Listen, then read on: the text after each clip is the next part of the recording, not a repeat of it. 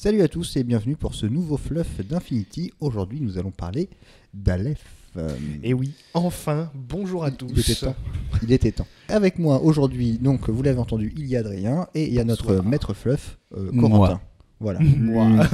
Aleph, qu'est-ce que c'est dans l'univers d'Infinity? Dans la sphère humaine, en gros, c'est une grande IA sous la supervision de l'O12. C'est le contrôle de tous les systèmes de données, tous les systèmes technologiques internationaux, et aussi, ça va être Aleph qui va gérer toutes les routes spatiales. En gros, il gère tout. En fait, pour faire simple, ouais. Ouais, alors ça a été créé quand même par les humains, hein, c'est pas auto-créé, pour justement remplir toutes ces tâches, à l'origine. C'est ça. À l'origine, c'était la création d'un super ordinateur, c'est ça? Oui. Qui devait gérer tout leur réseau, etc. Et puis ça s'est développé plus. Est-ce qu'il cherchait la réponse à la question universelle? 42. J'ai pas vu le chiffre, enfin le nombre 42 dans le fluff, mais peut-être. Comment c'est devenu une entité indépendante? C'est-à-dire qu'elle n'est pas spécialement indépendante, dans le sens où elle est toujours sous le contrôle de l'O12. Ouais. Ça, c'est ce qu'elle veut faire croire. Ouais. Oh, les deux nomades, on se calme au fond de la salle. Hein, C'est Big Brother, Aleph, c'est Big Brother de la sphère humaine. Elle a l'œil sur tout et elle voit tout. oui. Donc ça, vous retrouvez ces genres de communication dans les articles nomades dans le fluff, en fait. Pour faire simple, Aleph, ça fait office de conseillère à toutes les grandes puissances de la sphère. C'est devenu inconcevable, en fait, d'avancer sans son assistance. Et donc du coup, elle prend graduellement de l'importance dans la sphère, et de l'influence surtout. Tous les systèmes techno de l'humanité évoluent sous sa supervision, notamment tous les systèmes de résurrection et de cubes. Après, elle va céder le pouvoir décisionnel, par exemple, aux grandes religions, ce qui fait qu'en fait, dans la sphère, les religions vont regrouper à peu près 70% de la population. Entre la Panocéanie, Yujing, Akislam un peu, il paraît. Il paraît. Il y a deux grands ennemis pour Aleph, donc les nomades, comme on l'a dit, et l'armée combinée. Ceux qui écrivent des articles et les autres. Donc globalement, hein, comme c'est dit dans le fluff d'Infinity, Aleph, ça a été conçu pour aider la race humaine à atteindre l'équilibre et un futur radieux.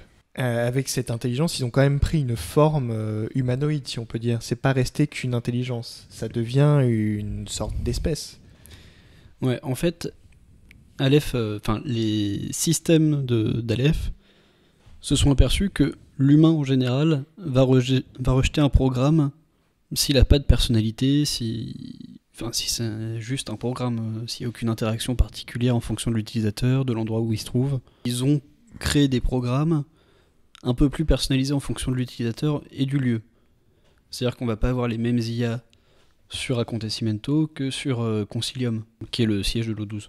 Oui, ils s'adaptent en fonction de de l'environnement. Donc là, ils ont créé les fonctionnaires. C'est ce qu'ils appellent des LOST, des corps biosynthétiques. Ils sont séparés ou pas? L-Host, ouais. En fait, pour interagir, ça fait office d'ambassadeur. Oui, c'est ça. En fait, c'est régi par le principe une image vaut mieux que 1000 mots. Là, avec directement un visage, c'est beaucoup plus simple qu'un programme qui va parler sans qu'on fasse attention. Donc c'est aussi pour ça qu'on va retrouver des entités plutôt agréables à regarder en général. Comme par exemple le porte-parole Angela, pour le commun du mortel. Et après, sur Concilium, on va voir Abel, qui lui intervient beaucoup plus avec les dirigeants des différentes nations. Ensuite, donc, là, on a parlé des premiers corps biosynthétiques d'Aleph, qui sont pour servir de porte-parole. Mais ils en ont aussi pour tout ce qui est affaires de sécurité et d'affaires militaires.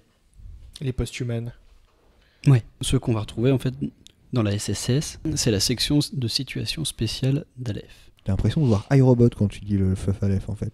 Ouais, c'est un peu ça, ou Skynet. Ou... Ouais, c'est ça. C'est un contrôle majeur de la société. De la société, mais sans que la société le sache. Mais Ils pour sont le bien-être de tous. Oui, officiellement. pour le bien de tous. En fait, son rôle majeur va être, à l'origine, son rôle majeur, c'est d'empêcher la prolifération des IA non autorisées, on va dire, qui pourraient être dangereuses. Il y a des légendes urbaines qui courent sur même des branches d'Aleph qui seraient devenues parasites Perdu. et qui seraient éliminées par la SSS. D'accord. En fait, du coup, sur la section des situations spéciales, les corps utilisés vont être équipés d'armes intégrées, d'armure sous la peau, donc en fait, le tout sera invisible à l'œil nu. pour garder un semblant de cohérence. En fait, le post-humain, ça va être la personnalité d'un être vivant, enfin d'un humain, qui va être mis dans un corps biosynthétique et connecté à Aleph. C'est ce qui va le rendre en fait Plus fort. Plus fort, plus intelligent, plus tout. plus rapide, plus conscient, plus tout. Plus élève, quoi. Dans le fluff, ils disent même qu'ils sont plus sensibles. Ah, oui, alors. C'est des grands sensibles. Ah. Certains en fait vont même les considérer comme des demi-dieux. C'est pas pour rien qu'ils se sont inspirés de la Grèce antique, avec tous les héros, etc. Pas tous, on n'a pas encore eu Léonidas. Oui, c'est vrai. Après, en fait, l'organisation de la section des situations spéciales, à l'origine, ils ont été créés, non, comme on disait, pour traquer les IA. Mal intentionnées, malveillantes. Voilà. Qui allait en leur rencontre, surtout. Non, a priori, c'est le rôle attribué par l'O12, pas par Aleph elle-même. Oui, bah oui. Et donc après, en fait, la section va intervenir aussi sur des endroits où Aleph ne pourrait pas intervenir en direct parce qu'elle n'y a pas forcément accès physiquement, ou parce qu'on lui interdit l'accès. Comme chez les nomades, au hasard. Bizarrement. Ou chez Ariadna, ou chez Islam sur Bourak. Mais uniquement dans certains cas, en fait. C'est-à-dire que s'il n'y a pas l'autorisation de l'O12 ou du gouvernement sur place, ils interviennent pas. En théorie, ils ne peuvent pas intervenir. En théorie. Avec le temps, par contre, son rôle s'est développé. C'est-à-dire qu'il ne pouvait plus se contenter d'intervenir sur la prolifération des IA, mais aussi ils ont eu d'autres rôles. C'est-à-dire que par exemple, ils vont avoir infiltration et élimination des activités illicites, dissidentes. Alors, la première intervention vraiment grosse et armée de Aleph, c'est sur Paradisio et leur intervention en fait face à l'armée combinée. C'est là où ils montrent toute leur capacité finalement. Leur dominance. C'est même à ce moment-là, il me semble qu'ils commencent à découvrir l'intelligence évoluée en fait. C'est l'arrivée de l'armée combinée sur Paradisio qui va remettre en cause tout ça. C'est-à-dire qu'en fait, les factions présentes sur Paradiso n'arriveront pas à se dépêtrer de l'armée combinée, on leur a délégué une partie d'Aleph. Sauf que, en fait, l'armée combinée, étant gérée elle-même par une intelligence artificielle, a su s'adapter plus ou moins aux techniques classiques, et c'est à partir de ce moment-là où, en fait, ils ont dû créer la phalange d'acier, qui est un peu moins subtile. Ah bon. Pour mettre beaucoup plus dans le contact, dans le conflit. D'accord. Beaucoup plus direct. En fait, quand on regarde la section, elle est organisée sous 3 grands axes. On a la sous-section opération, donc là qui va suivre sa mission originale, la poursuite des IA et leur élimination.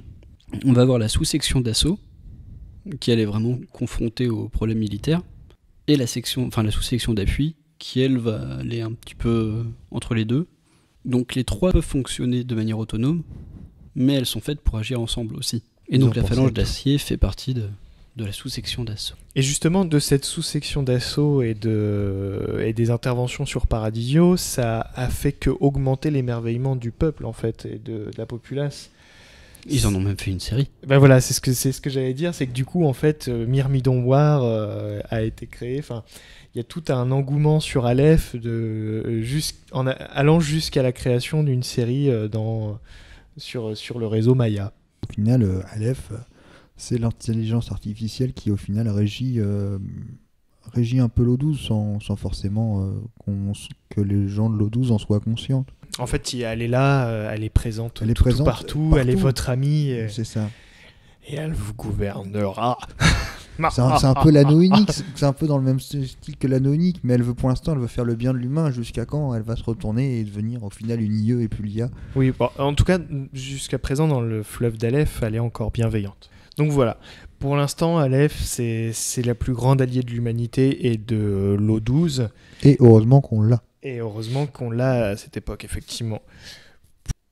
Et je pense que pour conclure, avant de parler de la liste, enfin des listes d'ailleurs, on peut lire ce beau et magnifique slogan de Aleph, c'est « Aleph et l'humanité, marchons ensemble vers le futur ».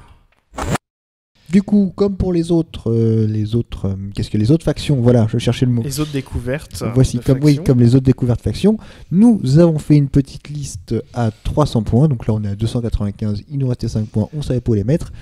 On le rappelle 4,5 points parce de que cap, oui, on est c'est 300 vraiment des points. listes pour commencer, c'est-à-dire Oui. qu'on part toujours d'un starter et on évite de vous faire ouvrir des boîtes juste pour une figurine. Là, l'idée, c'est de débuter avec un starter et de le compléter avec des choses Qui nous semblent pas trop mal. semblent pas trop mal. Alors, on n'est pas parti du starter de base parce qu'on les a trouvés moches. Non. Alors, si du starter de base, moi, je prêcherais quand même encore mon Azura parce que ça reste quand même un profil Non, mais et une on figurine. est d'accord, mais pourquoi on n'est pas parti du starter de base? C'est surtout sur le fait que Bah, il y a c'est 2 ou 3 Dakini. 3 Dakini. Voilà, 3 et, Dakini. c'est pas ce qui est le plus simple à Et utiliser, alors, je trouve. à part s'amuser à faire Takini sur Après, la les Dakini sont ça des pas grand-chose. unités de base avec mimétisme. Bon, voilà. Donc, vous pourrez utiliser en plus cette base de liste pour la sectorielle Style Phalanx. style Phalanx. Alors, on est qu'est-ce qu'il y a parti. dans ce petit starter pour commencer? Donc, à la place de nos tagbots, comme tu les aimes pas, qu'est-ce qu'on a? On a 3 Toraki Tai, Tess, je sais pas, ça dépend de la VO, VF. Torakites. Torakites. Ok. Bon, ça, c'est les pom-pom de base. Bon, on sent que c'est des pom-pom un peu plus. Vas-y, mets-nous Alors, le c'est profil. C'est des pom-pom, oui et non, parce qu'on a que de la disponibilité de 3. C'est les pom-pom de la style Phalanx. Oui, c'est ça. C'est les pom-pom de la Tis Phalanx. Tu vois, tu t'imagines le bousin, quoi. Puis Déjà, c'est ils des sont en pom-pom, talons. c'est Ils des ont un pom-pom mouvement de qui 6-5. peut déjà être en ingé. Oui, c'est ça. Oui, voilà. Bon. Donc, le Il y en a profil d'autres. est- Hein. Les profils de base, ça Bon, on reste le du ressent, pom-pom, mais mais- on peut avoir plein d'options à Oui, c'est l'intérieur. En fait, on en a un qui avait un combi. Mhm. Donc, quitte à ce qu'il ait un combi, on l'a mis ingénieur. Autant être Oui. un spécialiste, voilà. Ça. Exactement. C'est toujours utile. Parce que l'ingénieur, on rappelle qu'il a accès aux charges dés, qui peut être un scénario secondaire, un objectif secondaire, pour aller faire péter des bâtiments. Et ouvrir Oui. des portes d'armurerie, etc. Ça peut toujours être utile. C'est toujours Par utile exemple. un ingénieur. Rappelons-le, dans la nouvelle saison de l'ITS, réparer les points de structure n'est plus un objectif classifié. C'est vrai, ça a été remplacé par Kidnapper la la HVT. Ouais. Alors ensuite, dans le très léger et soft d'Aleph, on a quand même une unité de base au petit lance-missile. Lance-roquette. Lance-roquette léger. Oh, le lance-roquette Lance-roquette léger, léger. histoire de faire ça bien. Ça, c'était pour remplir les points de cap, à mon avis. Un lance-roquette léger à 1 point de cap et 15 points, franchement, je Tu prends. prends, oui, on prend. On est d'accord, on prend. Alors ça reste quand même pas des infanteries légères, hein, c'est quand même de l'infanterie moyenne. Oui. On part sur des unités qui ont armure 3 également. Aussi, C'est un peu plus que du fusilier, mais à 2 points de plus qu'un fusilier avec Voilà. le profil le plus court. on prend. On prend. Troisième. Alors, le troisième, moi, c'est un peu mon préféré parce qu'il est et Forward Observer et 360 viseur avec un chain rifle. Et ça, c'est la classe. Et Submachine aussi. hein. Oui, bah oui. Bah, du coup, il fait tout pis, quoi. Et puis en plus, on chope un deuxième Un deuxième spécialiste. Puis Forward Observer, c'est toujours des objectifs secondaires. Et puis, Exactement. pourquoi pas lâcher un +3 en bonus de tir sur quelqu'un, on sait jamais. Hein, Admettons. Admettons. Ça fait toujours les cafés. Pourquoi pas Un ordre, on sait pas quoi en faire. Pouf, plus Sachant 3. qu'en plus, lui, il a que des armes de courte portée, donc à longue distance, il peut commencer à observer finalement. Oui. Si on sait pas quoi en faire. Alors, dans cette boîte, ensuite, on a Euduros, l'officier Myrmidon. L'un des nombreux. L'un des nombreux. Alors, ouais, les Myrmidons, c'est quand même. Le Myrmidon, de base, c'est le profil avec Optical Disruptor, hein, c'est l'ODD. Vous allez en avoir plein. C'est ce qu'il faut retenir de toute Oui, façon. c'est ça. Alors, en gros, tu joues à l'EF, tu joues au DD. C'est ça. ODD et No Wound Incapacitation, beaucoup. Oui. Beaucoup.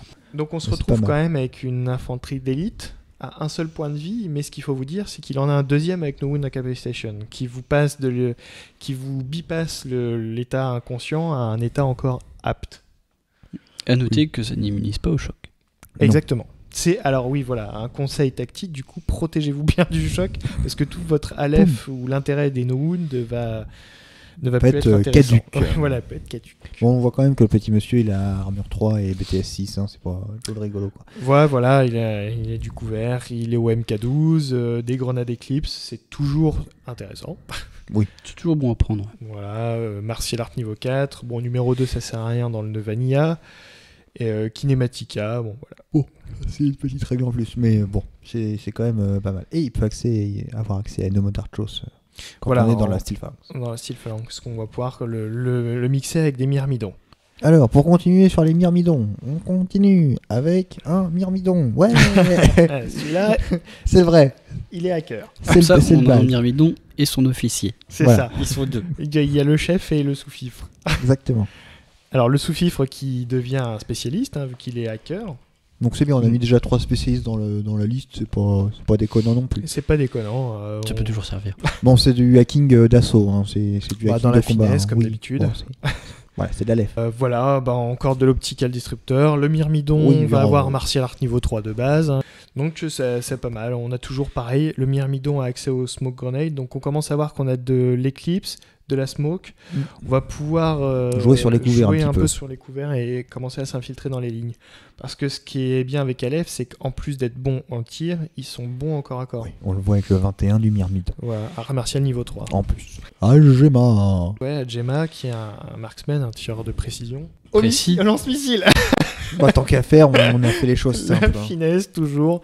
Et alors là, c'est un profil que j'aime beaucoup aussi parce que pour seulement 27 points, un tireur à tier 13 avec multispectral de niveau 2 et au lance-missile, On disait tout à l'heure mettre un plus 3. Ça se fait rare. ça se fait rare et c'est franchement pas mal parce que à longue distance, un lance-missile c'est 60-100. Oui. Donc tour 1, on peut déjà tirer dans les lignes ennemies avec un plus 3 quoi. Bon, on a toujours les moins 3 de couvert, etc. qui peuvent être là. Donc en gros, on tire à 13 en moyenne, puisqu'on a le multispectral niveau 2 qui va nous ignorer les autres types de couverts. Ou faire sauter les malus de mimétisme et compagnie. Voilà, tous les malus de camouflage sont sautés.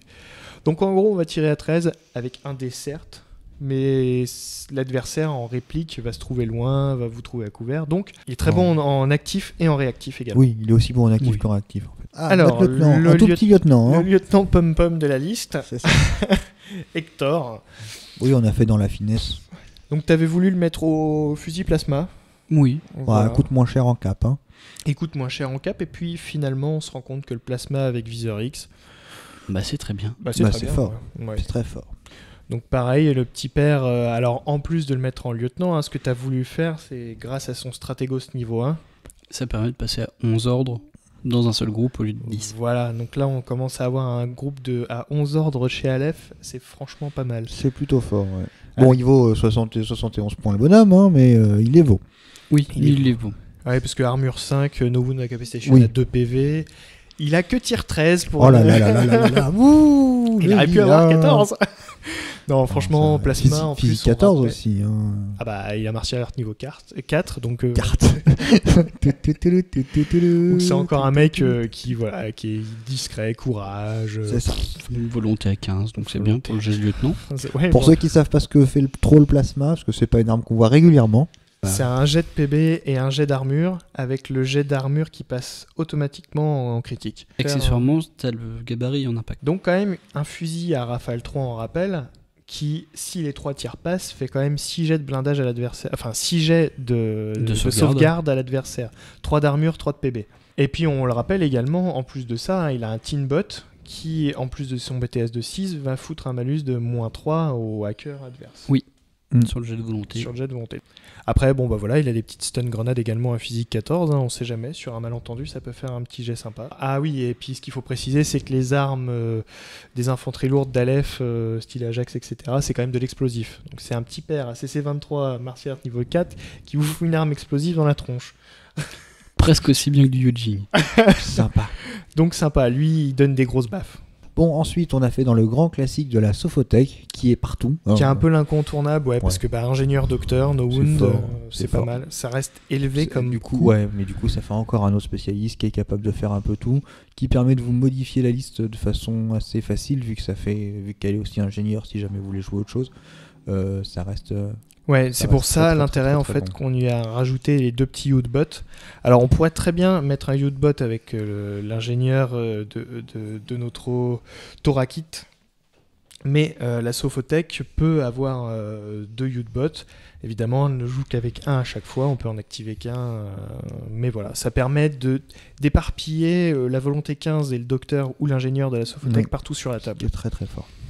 C'est-à-dire que ça permet D'en caler un avec d'en caler un l'Atalanta, avec Atalanta qu'on va voir juste après, et puis et un avec dans- la Gemma, donc à faire.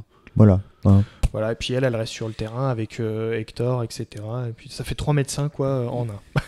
Sachant que Aleph aura que du cube, voire même du cube 2.0, mais ça c'est pour la campagne. Hein. C'est essentiellement en campagne que ça relancer, joue. il me semble. Allez hop, la suite. Les Netroid, donc nos petits parapluies. Donc là, le petit parapluie, on en a utilisé qu'un de la boîte de la Sofotech qui vous donne 2 Udbot, 3 Netroid et la Sofo. Après, les 2 antennes, franchement, on vous les fait pas acheter pour rien. Hein. Elles Il y a restent des utiles, listes, hein. elles resteront utiles pour vos futures listes. Là, on pourrait très bien, finalement, ce serait peut-être ballot, mais avec les 5 points qui nous restent, on en met une toute seule dans un groupe. Et puis si on commence à avoir de la perte, en fait, ça fait un ordre qui pourra revenir avec un pion de commandement si on perd du monde. On pourrait rajouter une antenne toute seule et qui reviendrait en cours de partie pour vous redonner un ordre. Pour arriver à 99, oui. C'est pas déconnant. Donc voilà, petit rappel, c'est bien si vous le lancez bien, c'est-à-dire que ça a la règle AI beacon, donc ça vous... Ça arrive en saut de combat pendant le déploiement, donc il n'y a pas d'aura dessus. Pas d'aura dessus, et vous, pas de bonus à mettre dessus non plus. Donc en gros, vous faites un jet de saut à 12, vous le loupez, il y a une déviation, vous le réussissez, votre antenne se plante. Par contre, si il y a déviation et que ça sort, elle est perdue. Exactement, ouais, elle revient pas dans la zone de déploiement, forcément. Pauvre Mary Poppins. Et pour finir, on finit par quelqu'un qui est pareil, un peu comme la Sofotech, un peu incontournable. Au final, ça reste quand même parmi l'un, ou si ce n'est le meilleur sniper du jeu. Ouais. Bah, c'est surtout son Tinbot Spotter, quoi, en fait. Bah ouais. Qui va lui donner plus 3 tout le temps. C'est-à-dire qu'en fait, elle va être à 17, quoi. Elle va être à 17. Et à portée opti 20. Et en plus, le Tinbot, il est cool, on dirait un petit lapin. Oui, c'est vrai. Et ça, c'est la classe. Donc voilà, un super sniper à 39 points, multispectral, on le rappelle, hein, donc elle verra tous les camos. Les TO, etc. adverses, vous pourrez les chasser au lance-missile ou au sniper. Pas trop de crainte sur l'opposition à longue distance adverse, quoi, en fait. Non. C'est une liste qui paraît comme ça, pas folichonne, puisqu'il nous manque 5 points, mais... Il manque 5 points et 1 point et demi de cap, donc on se rend compte de la puissance en fait, de LF, parce que même avec 4,5 points de cap et 295 points, on a quand même une liste avec 3 spécialistes. Plus 4 spécialistes avec la Sofo. 4 spécialistes avec la Sofotech. 2 excellents, on va dire, snipers, que ce soit Atalanta ou Agema. Donc on est quand même sur quelque chose d'assez velu. Hein. Bon, il faut quand même qu'on parle de la boîte de la Steel Phalanx à 300 points qui a été sortie par nos amis de Corvus Belli. Approuve Giraldes, hein, toujours. Ah ouais, puis là, approuve de beaucoup de gens. De beaucoup, ouais, parce que c'est vrai que la base qu'ils ont faite... elle est franchement costaud. Bon, faut jouer Steel Phalanx, hein, donc ça demande une capacité supplémentaire parce qu'il faut jouer en sectoriel. Ce qui n'est pas conseillé pour les débutants, c'est pour ça que c'est une boîte qui est plus pour vétérans, on va dire, pour une deuxième année. Ouais, quand même. Parce qu'on a l'impression qu'Aleph c'est fort, mais ce qu'il ne faut pas oublier, c'est qu'on a souvent que 10 ordres. On perd vite des figurines quand même dans Infinity malgré tout. Donc c'est quand même à jouer avec un peu de finesse malgré tout. Ça reste très fort, mais il faut quand même la sortir et savoir vraiment ce qu'on veut en faire. Parce qu'effectivement, là, on a 7 myrmidons dans la boîte. En gros, hein, on a les 4 myrmidons avec toutes les armes de la 5. boîte. La boîte des 4 myrmidons. On a le myrmidon Spitfire, on a l'officier, et puis on a le phénix. Sachant qu'ils sont tous en Fireteam et Nomocharchos. Pardon pour à force de le dire comme ça, je me bourre. Mais en gros, c'est la seule Fireteam accessible par Aleph, la Steel Phalanx. On peut en mettre que 4 maximum, donc on n'aura jamais le bonus de plus 3. Par contre, pour pallier à ça, on en a autant qu'on veut. Contrairement à une Fireteam Core où on peut en avoir qu'une. Ajax, oui, j'ai oublié, c'est un myrmidon aussi. Donc t'as deux et Nomocharchos à 4. Oui, c'est encore plus... Donc on rappelle, ça fait plus 1 de rafale et ça donne le 6ème sens niveau 2. Ce qu'il faut pas oublier, Ajax, c'est que il est berserk, Natural Born Warrior, il envoie du pâté au corps à corps, mais c'est qu'il a quand même 2 combis rifles. Faut pas l'oublier parce que il a tir 13, mais en Fireteam et Nomocharchos, ça vous fait 5 tirs au combi. Pourquoi pas? C'est une mini HMG. C'est une mini HMG. Voilà, du nanopulseur parce que c'est toujours bien. Et puis un heavy pistol dans la finesse. Et Ajax ne coûte que 39 points. Oui. Pour un machin qui a 5 d'armure, 6 de BTS. Hein. Voilà, et 2 de... Physique, 16. Et puis no wound capacitation comme d'habitude. Donc voilà, après, il y a une figurine que j'aime beaucoup qui est Pantelissa, qui est très ouais, ça va être votre chasseur de gros, votre chasseur de tac par exemple, parce qu'elle est en monofilament, la petite moto. Elle fonce. Elle est véloce. Elle est véloce. Pareil, c'est une ODD sur moto. Donc voilà, on a une Steel Phalanx à 2 Fireteam de 4 et No Muchachos. Et 2 Ozo, un qui va vous couvrir au loin et une qui va foncer dans le tas. Alors le petit bémol de cette liste quand même, c'est qu'on a peu de spécialistes. On va pouvoir aller les choper dans la Fireteam de Myrmidon. Mais du coup, ça nous en laisse pas beaucoup d'options. Donc à vraiment bien choisir, donc ça va être le hacker principalement. Il n'y a pas de médecin dans cette liste. Bon, tu fais tout Ono-Wound dans la Capacity Station. C'est tout à Ono-Wound et puis dès qu'on en perd un, on l'a perdu quoi. Donc, effectivement, les listes sans médecin, c'est pas déconnant non plus, hein. Mais ça vous oblige à jouer vraiment finement ce qu'on vous disait. Bon, après tout le flow de Myrmidon ont des grenades, des éclipses, des smoke grenades, des éclipses. Jouer finement avec Ajax. Ça, mine de rien, c'est quand même une cible qui va tirer les tirs, donc il faut faire gaffe. Voilà pour conclure, Aleph c'est fort. Voilà.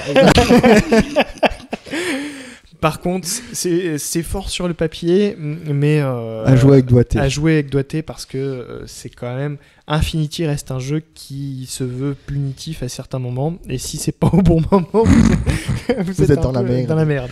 N'hésitez pas à nous laisser vos commentaires. Oui, bien sûr, nous les lirons avec plaisir. Avec plaisir.